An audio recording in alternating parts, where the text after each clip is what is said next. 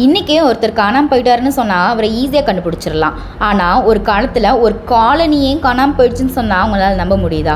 1587 John ஒயிட்டோட தலைமையில் 115 பேர் ரெனாக் island, அதாவது இப்போ இருக்கிற நார்த் கரோலினாங்கிற இடத்த ஒரு காலனியாக செட்டில் ஆகிறாங்க. ஒரு வேலை விஷயமா ஜான் ஒயிட் இங்கிலாந்துக்கு திரும்பினார். 1590s ரெனாக் ஐலாண்டுக்கு வந்த ஜான் ஒயிட்க்கு செம ஷாக்கு. அங்கே இருந்த காலனியே காணாமல் போயிருக்கு. அங்கிருந்த ஒரு மரத்தில் குரோட்டான் அப்படிங்கிற ஒரு வார்த்தையை செதுக்கி இருக்கிறாங்க. என்ன நடந்திருக்கும்னு ஒரு சில தியரிஸ் சொல்கிறாங்க. நம்பர் 1, குரோட்டான்கிற ஒரு பழங்குடியினர்களோட சேர்ந்திருக்கலாம். நம்பர் 2, ஸ்பானிஷ் தாக்குதல்னால இறந்திருக்கலாம். நம்பர் 3, உணவு பற்றாக்குறையினால இறந்திருக்கலாம், இல்லாட்டி நோய் தாக்கி இறந்திருக்கலாம்.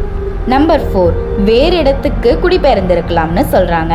ஆனால் இன்னைக்கு வரைக்குமே அவங்களுக்கு என்ன ஆச்சுங்கிறது மர்மமாக தான் இருக்குது. இதை பற்றி நீங்கள் என்ன நினைக்கிறீங்கன்னு கமெண்ட்டில் சொல்லுங்கள்.